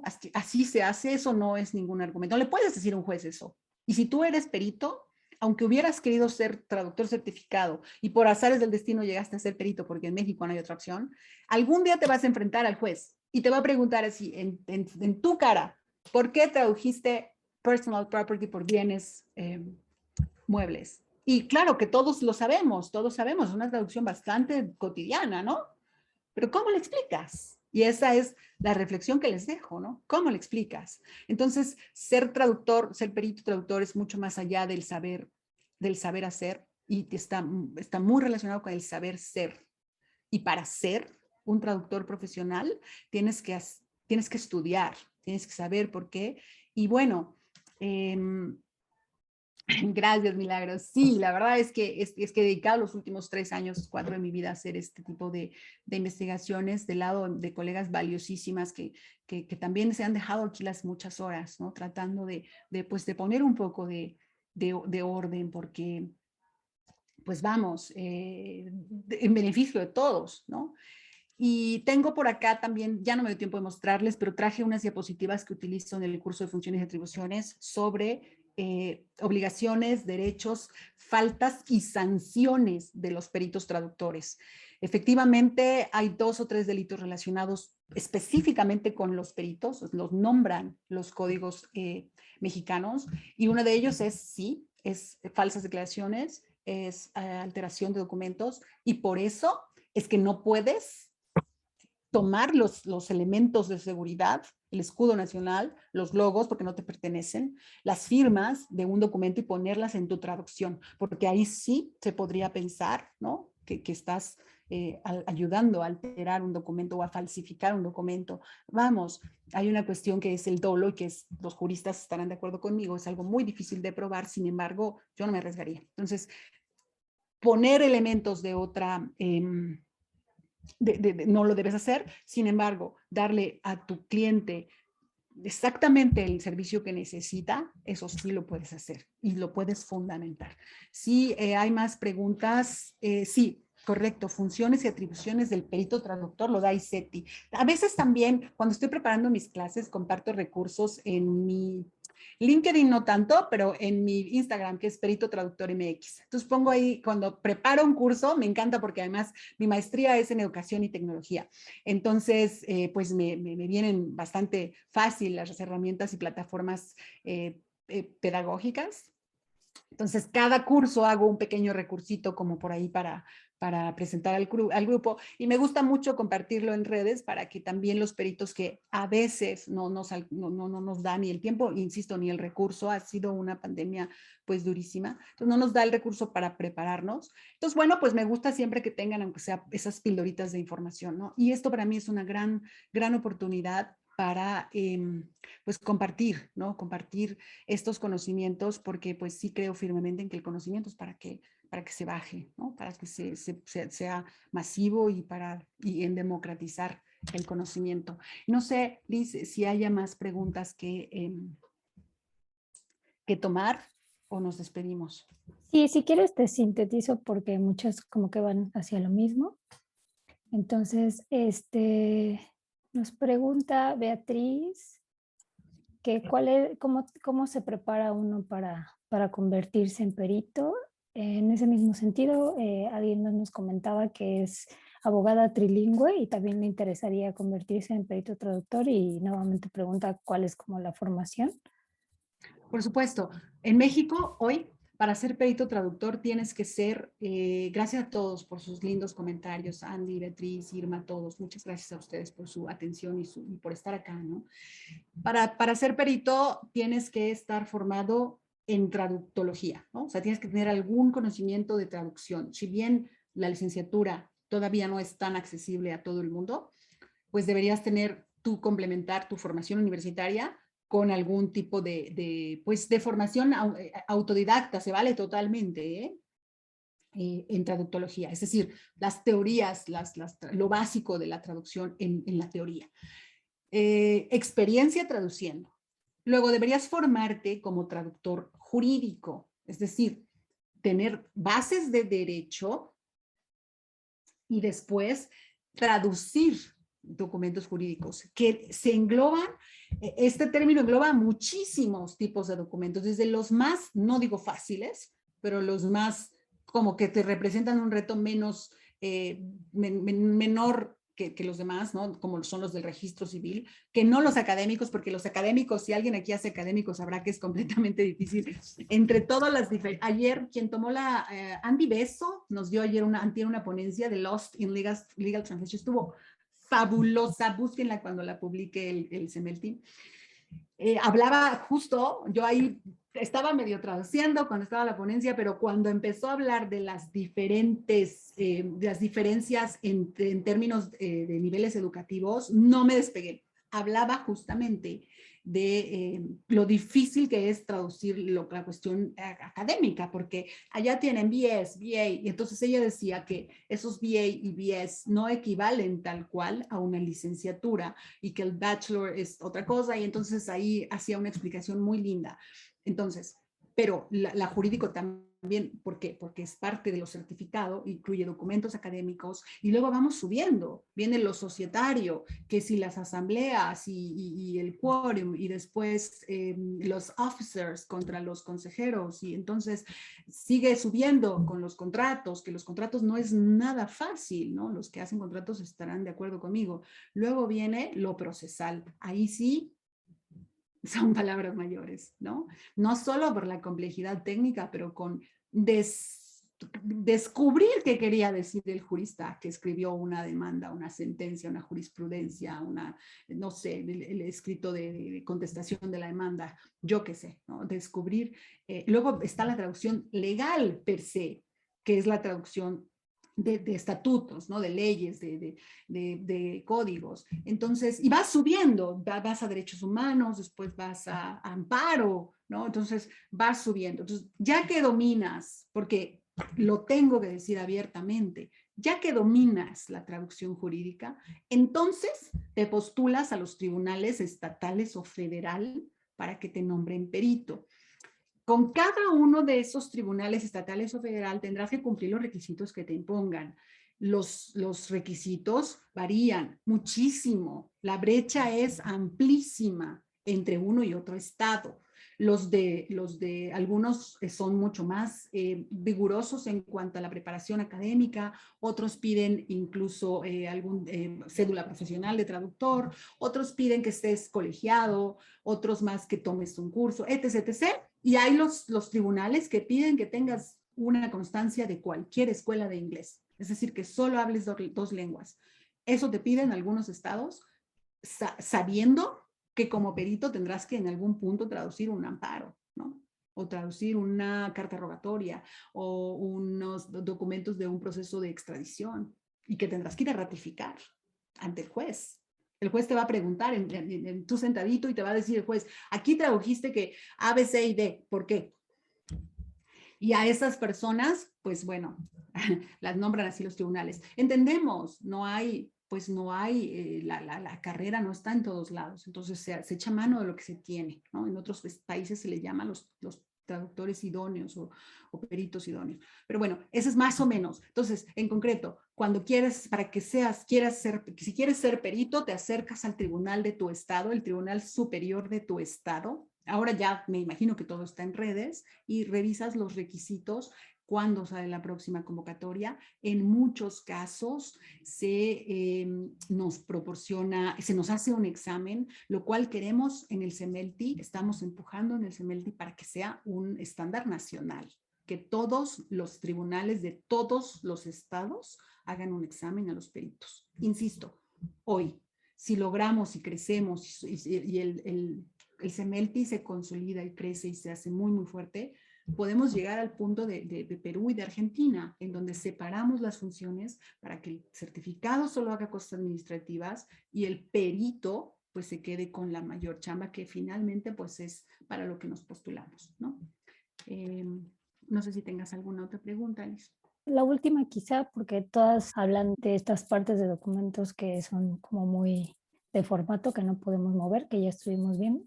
Entonces, esas, pues ya creo que se abordaron con lo que estuvimos debatiendo. Solamente faltaría una, porque recuerdo que en algún momento nos enseñaste un caso puntual. Entonces, dice Marcelo, ¿juntarías dos traducciones oficiales en un solo documento, japonés e inglés, por ejemplo? Ya lo hice, Marcelo. Tenía unas facturas, digo, ojalá me diera tiempo de enseñarles todo lo que tengo. Lo vemos en los cursos. Pero me llegaron unas facturas con partecitas en italiano y partecitas era para un juicio, en inglés. Entonces lo pasamos a español y lo hicimos así en dos partes. O sea, estuvimos trabajando como de manera conjunta con un perito en traductor en italiano y los dos firmamos. Es el único caso que me ha tocado, no lo veo para nada descabellado, ¿no? Y siempre, pues, una vez más, tienes el recurso de tus anotaciones, ¿no? Y ya no me dio tiempo de ver, pero la leyenda del traductor también es un recurso que tienes para tu seguridad. Es decir, a tu leyenda del traductor le puedes meter lo que quieras. Les abro rápido mi compu para que lo vean. Les dejé aquí ya y les dejo el nombre de los cursos. Uno se llama Documentoscopía para Traductores. Está sensacional y de verdad que Fer lo cobra bien barato ese curso. Desde una sesión está padrísimo, padrísimo para traductores. Y el mío se llama Funciones del Perito Traductor. Y es Instituto Superior de Estudios en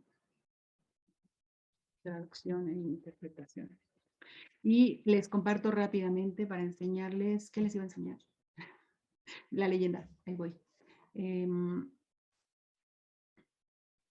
Porque es muy importante que vean esto que les quiero presentar. Bueno, yo tengo aquí ya mis certificaciones, supongo que todos lo hacemos así, si no, pues ahí les paso el hack. Y bueno, esta es la famosa leyenda del traductor, la leyenda certificadora del traductor. Esta leyenda, el CEMELTI, el Colegio de Traductores de México, la tiene en una de sus circulares. Esto lo digo porque es bien importante. Cuando tú ejerces una profesión, un cargo, vale mucho tener siempre una referencia, una autoridad ¿no? De referencia. Cuando un cliente te cuestione, pues tú tendrás, si te cuestiona tus aranceles o tus tarifas, tendrás como referencia el arancel propuesto por el CEMELTI. Si te cuestiona cualquier otra cosa, pues tendrás de fondo, tendrás la literatura, tendrás los manuales. Hay un libro muy bonito que es Ética para Traductores también, que ahí lo pueden consultar. El punto es que el CEMELTI emite una circular con esta leyenda y donde propone el contenido de tu leyenda. Yo la tengo como una voz del traductor, como un elemento más para protegerte, porque a tu leyenda le puedes meter lo que quieras. ¿A qué me refiero? A todos nos deben de estar llegando ya los poderes que vienen bilingües en 2 columnas, ¿cierto? Y el cliente te dice, revísala. Entonces, revísala, o sea, ya está la traducción. Así viene el poder desde Estados Unidos. Para los que saben de qué hablo, pues sabrán, ¿no? Ya viene así el poder.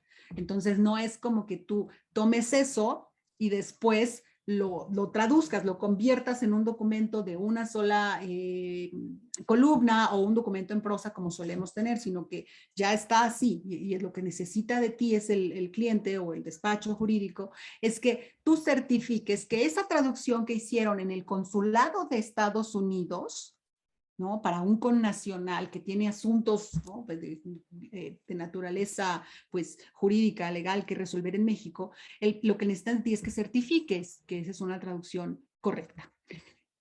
A tu leyenda, por ejemplo, le puedes poner, ¿no? Esta es más o menos mi leyenda que ustedes la pueden pues adaptar, ¿no? Pero más o menos pues tiene todo lo que necesitamos. A mi leyenda, por ejemplo, yo le pongo, ¿no? Pues mi nombre, mi número de teléfono, mi cédula profesional, qué tribunal me nombra, con qué número, ¿no? La fuimos pues perfeccionando, ¿no? Antes el número no importaba mucho, ahora ya hay muchos clientes que te piden ¿no? Declaro que lo que antecede es la traducción fiel a mi leal saber y entender, yo ya uso funcional, ¿no? De inglés a español, del documento origen que tuve a la vista. Documento original antes utilizábamos, lo que implica que tú estás declarando que viste el original, pero a veces no lo ves. Entonces, por eso lo cambiamos por origen, ¿no? El número de fojas es importantísimo y es importantísimo también que folies tu traducción, ¿no? Para autenticar la autorización como perito, visite el sitio fulano de tal y pulse en lista de PDF descargable. Por acá digo que esta es una traducción que está sellada en morado y firmada en tinta azul y que las copias digitales o físicas las tengo que autorizar y cobrar. Eso es tema para otro día. Pero entonces, por ejemplo, si tú haces este tipo de traducción, y es el ejemplo que me viene a la mente, haces este tipo de traducción de 2 columnas de un poder que ya se hizo en Estados Unidos, aquí le puedes agregar, ¿no? En lugar de decir, declaro que lo que antecede es la traducción fiel, quizá puedes decir la traducción literal, correcta, yo qué sé, tú puedes personalizar tu leyenda si es necesario, para cada caso o para un caso en particular. Y bueno, la leyenda en inglés también, y pues ya, eso es todo lo que les quería compartir y ahora sí, ya terminé. Si no hay más preguntas, nada, pues agradecerles infinitamente su tiempo, chicos, su participación activa y entusiasta. Y pues nada, no estamos por aquí siempre a la orden y que tengan una linda tarde, un feliz resto de congreso. Gracias a todos y nos seguimos viendo ya como, pues yo como participante y ahí estamos, ¿no? Muchas gracias una vez más al consejo, a ti Liz y a todos, a cada uno de los consejeros y de los organizadores de este congreso. Un abrazo. Muchas gracias, Irma, por tu ponencia y por aportarnos tanto como siempre. Y pues nada, a todos los participantes los seguimos invitando a que mañana nos acompañen en la última jornada del Congreso para cerrar con broche de oro. Que tengan bonita noche y nos seguimos viendo. Hasta luego. Hasta luego, un abrazo. Un abrazo, bye.